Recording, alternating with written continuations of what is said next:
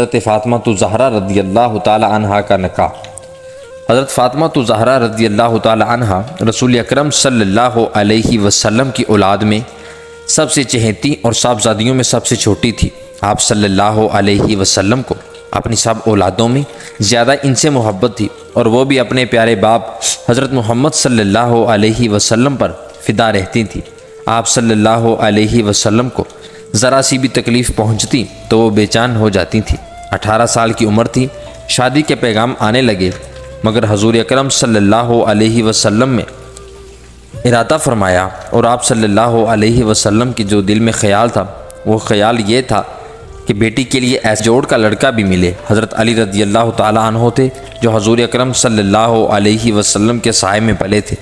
حضرت علی رضی اللہ تعالیٰ عنہ نے اپنی درخواست پیش کی تو وہ گویا پیش ہونے سے پہلے منظور ہو چکی تھی۔ حضرت بی بی فاطمہ رضی اللہ تعالیٰ عنہ سے دریافت کیا تو وہ چپ رہیں، یہ گویا رضامندی کا اظہار تھا۔ پھر حضرت علی رضی اللہ تعالیٰ عنہ سے دریافت کیا کہ تمہارے پاس مہر ادا کرنے کو کیا ہے؟ حضرت علی رضی اللہ تعالیٰ عنہ کچھ نہیں بولے۔ حضرت علی رضی اللہ تعالیٰ عنہ نے فرمایا، ایک زرہ ہے جو بدر میں ہاتھ آئی تھی۔ عرض کیا تو وہ تو موجود ہے؟ آپ صلی اللہ علیہ وسلم نے فرمایا، وہی کافی ہے۔ زرہ کی قیمت کیا ہوگی؟ یہ سن کر تعجب ہوگا کہ وہ صرف 125 روپے کی تھی۔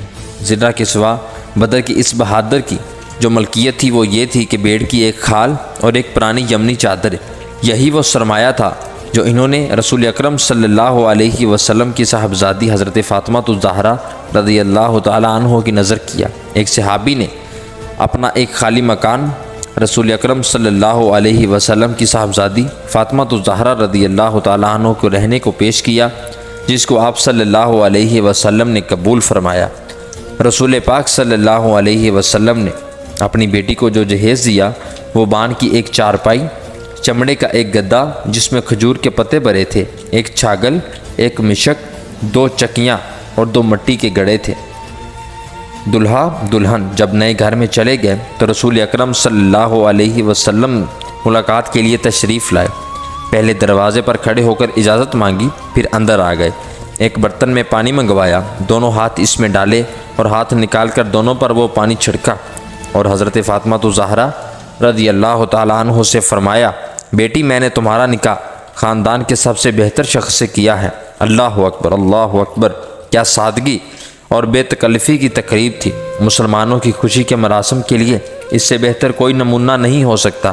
یہ گویا رسول اکرم صلی اللہ علیہ وسلم نے مسلمانوں کے سامنے اپنی اور اپنی اولاد کی زندگی کی مثال پیش کی تھی۔